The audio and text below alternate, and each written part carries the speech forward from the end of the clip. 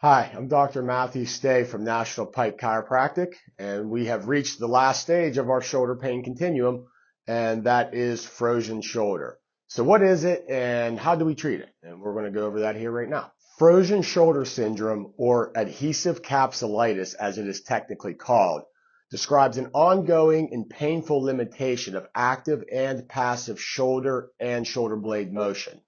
It can be classified as a primary or secondary, with secondary being the most common as it typically follows a period of restricted shoulder motion, such as a rotator cuff tendinopathy, a trauma, a surgery, etc.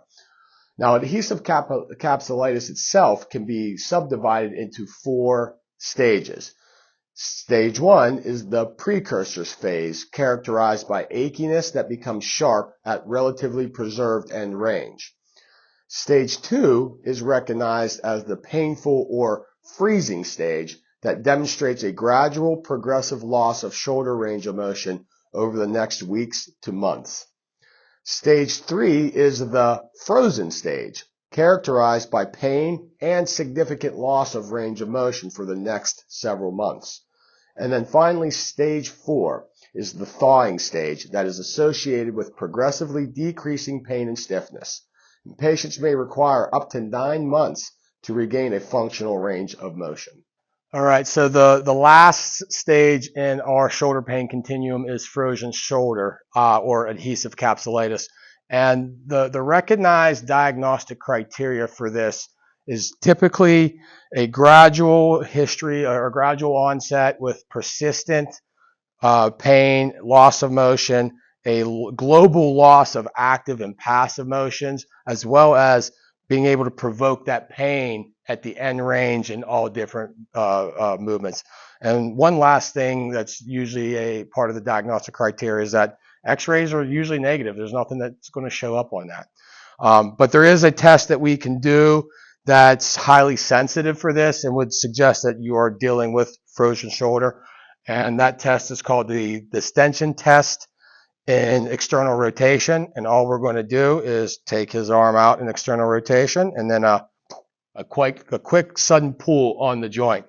If that's painful, because we're taking his joints to the end range, suggests that we're dealing with some frozen shoulder.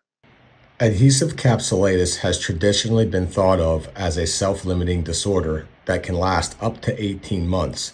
So patients must clearly understand the natural chronicity of this condition, and prevention, particularly of the secondary classification, is essential. However, manual techniques have been shown to be effective in speeding up the healing process and should include active and passive stretching of the shoulder capsule with end range mobilization, anterior, posterior, and inferior glide mobilizations performed at the end range of abduction, and lastly, performing scapular mobilizations in the prone position to help treat that component of the shoulder girdle and take stress away from the ball and socket joint. Again, the key takeaway is you want to avoid getting to this stage because there is significantly less predictability for your recovery and could take a long time to fully recover. All right, so a quick review of the shoulder pain continuum. Stage 1, we have scapular dyskinesis, and if left untreated, that can progress to stage 2, which is our shoulder impingement.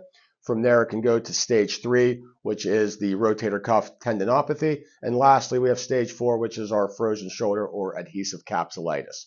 So obviously, the sooner that we're able to intervene, the better your prognosis would be that we're able to stop that progression. So obviously, shoulder pain does not have to follow this path. If you are experiencing some discomfort in your shoulders, let's stop that progression and get you back to pain-free movement as soon as possible. At National Pike Chiropractic, we strive to provide tailored solutions for your specific problems. No cookie cutter plans. So if you're struggling with a shoulder issue and haven't found a solution, give us a call. As always, I'm Dr. Matthew Stay, and thank you for watching. We'll see you next time.